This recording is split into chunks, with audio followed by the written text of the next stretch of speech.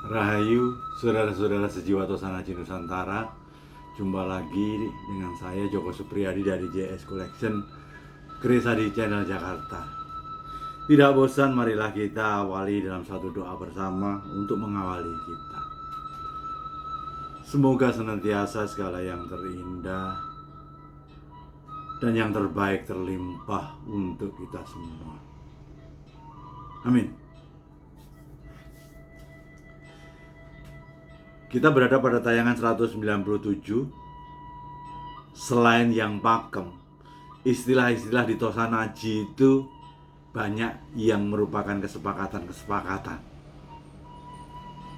Itu temanya.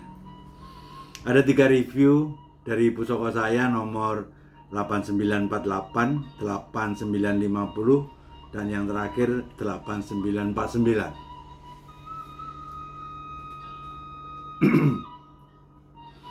Ketika Tosanaji dulunya itu tersinengkerkan, ditambah lagi budaya mencatat kita itu sangat rendah, kemudian dibawa dalam perjalanan sang waktu, pasti banyak hal yang ketinggalan,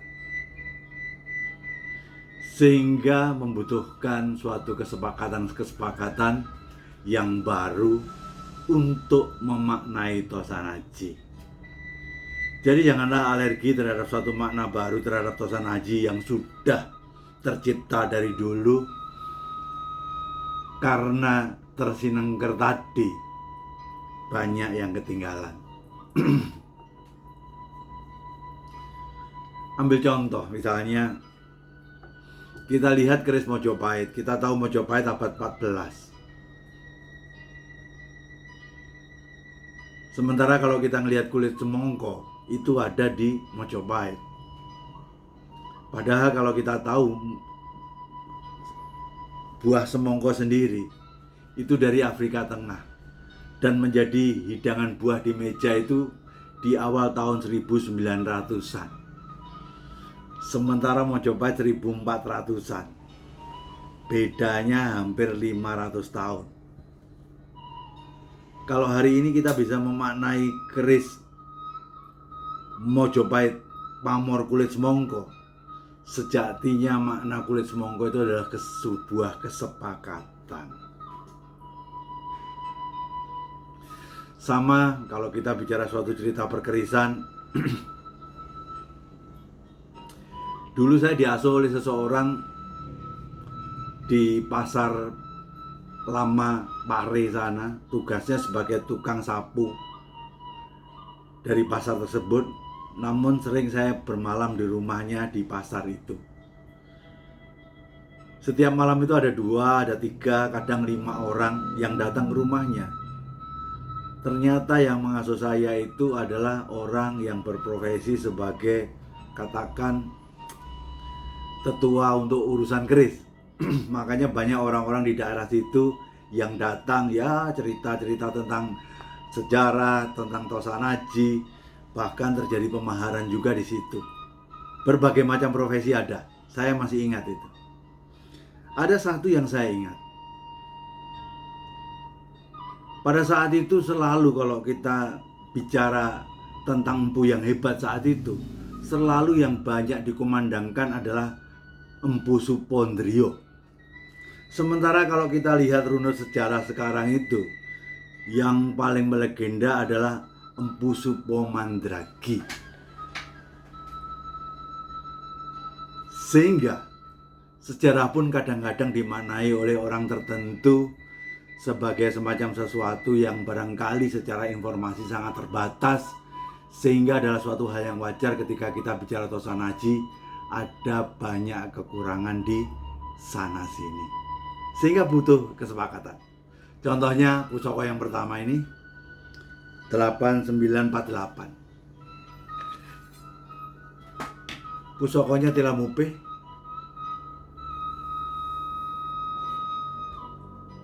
Tangguh Mojopahit. Di sini ada sudut 3. Itu boleh kita sebut sebagai tundung musuh. Di sini cuma bulatan saja, kurang bermakna. Yang di atas ini kayak seperti wajik Kalau segi 4 kita bicara kutha Mesir. Tapi kalau kita bicara tentang wajik, maknanya juga kita tidak paham.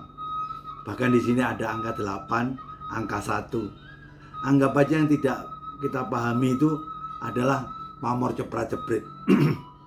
Di bawahnya ini kita anggap sebagai yang kita sebut dengan yang namanya tundung mungsuh. Berarti ada 2 kelompok, tundung mungsuh dan ceprat-ceprit. Dalam satu bilah ada 2 pamor. Kesepakatannya disebut sebagai pamor dwiwarno. Dwiwarno. Namun apa jadinya kalau kita balik ternyata adalah keleng. Jadi ketika sebuah keris ada suatu pamor di baliknya dan kemudian di baliknya adalah keleng, itu disepakati sebagai semacam satu keris dengan pamor tangkis. Sehingga di sini kita bisa tahu bahwa yang namanya tangkis adalah sebuah keris yang di sisi bilah itu ada pamornya, di sisi yang lainnya keleng. Nah, ini tangkisnya kita bisa bilang tangkis tundung musuh ceprat-ceprit atau tangkis dwi warno versus keleng.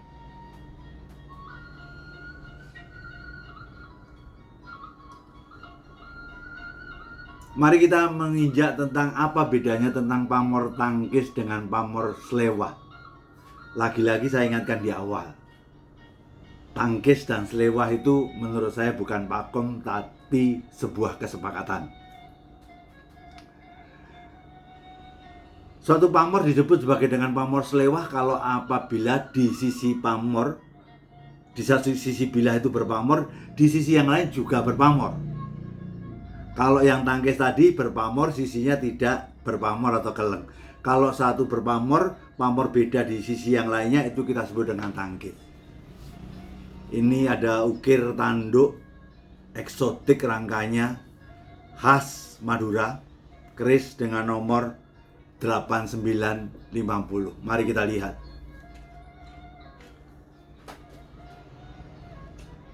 Ternyata keris dengan pamor yang eksotik, bulu ayam. Maaf, kok bulu ayam? Belarak sineret. Namun apa jadinya kalau kita balik ternyata bulu ayam atau ron genduru? Inilah suatu pamor yang disebut sebagai pamor yang kita sebut dengan pamor selewah, manakala di sisi adalah ada pamornya, di sisi lainnya adalah pamor yang berbeda. Tentunya Anda akan tahu tentang teknik kesulitannya. Bagaimana membabar sebuah pamor dalam satu keris, ternyata di sini ada ron genduru atau bulu ayam, di sisi sini adalah yang namanya belarak sineret yang sangat eksotik.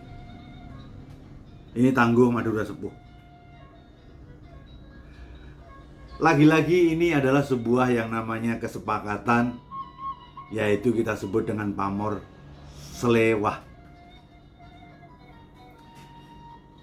Jadi kita bisa membedakan antara pamor selewah sama pamor tangkis dan pamor dwiwarno atau triwarno atau poncowarno.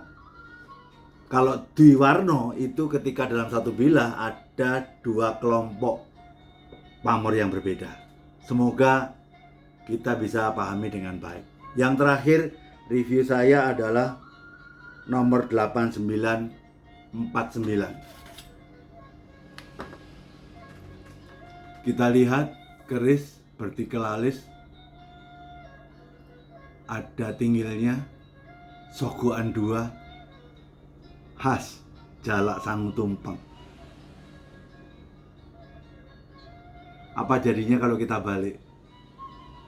Ternyata tikel alis, tidak ada sogokannya, ada tinggilnya, berarti jalak tilam sari.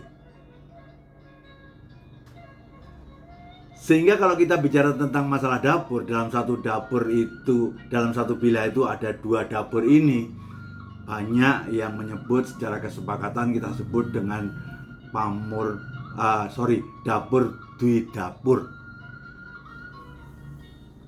Harusnya menurut saya ketika kita menyebutnya dapur selewah harusnya juga nggak apa-apa, karena itu bukan yang terkait dengan urusan pakem, namun sebuah kesepakatan.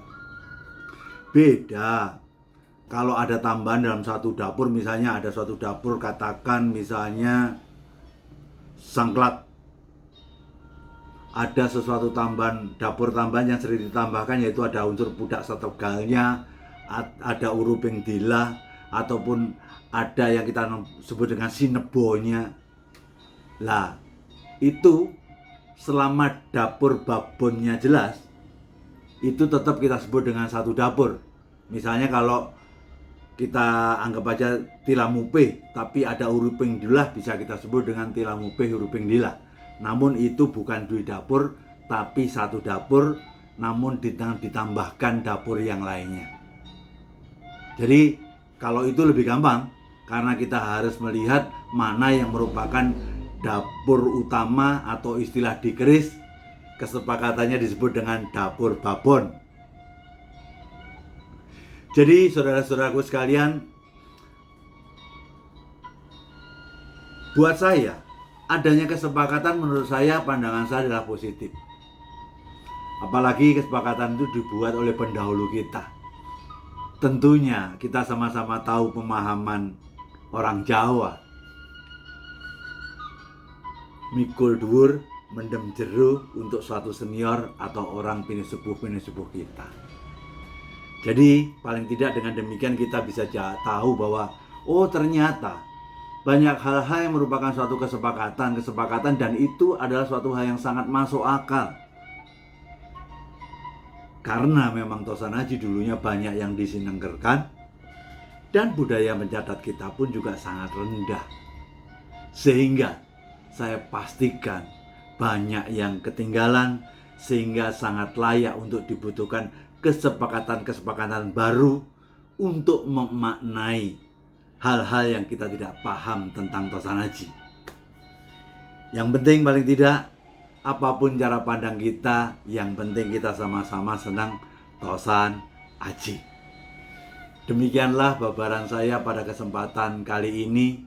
Semoga bermanfaat, dan tetap teruslah belajar Tosanaji. Bukan tujuannya untuk menjadikan kita seorang ahli Tosanaji, untuk hanya menambahkan rasa cinta kita pada budaya yang adiluhung Tosanaji ini. Syukur-syukur bisa memiliki, insya Allah ada sesuatu yang berubah pada tingkah laku kita. Semoga menjadi lebih baik, karena diatur oleh suatu kaidah-kaidah yang adiluhung yang terkandung dalam Tosanaji. Akhir dari suatu cerita bisa akan menurunkan ego kita. Jayalah budaya Tosanaji Nusantara. Pastikan budaya ini menjadi tuan rumah di negeri sendiri. Kalau bukan kita, siapa lagi? Kalau tidak sekarang, kapan lagi? Saya pastikan kehidupan ini sangat terbatas, dan ada suatu peran ketika kita dilahirkan di Nusantara. Tidak ada peran yang lain kecuali kita harus mengangkat langit Nusantara ini. Dari bagian mana Anda akan mengangkat langit Nusantara ini? Karena Anda terlahir di Nusantara dengan keterbatasan kehidupan ini, silahkan pilih yang paling tepat untuk Anda, yang saya paham tentang di Tosanaji. Demikian, Rahayu, Rahayu, Rahayu Sagung Dumadi. Nuwun. Kanjeng Kiai kaget, di baliknya memang mengagetkan.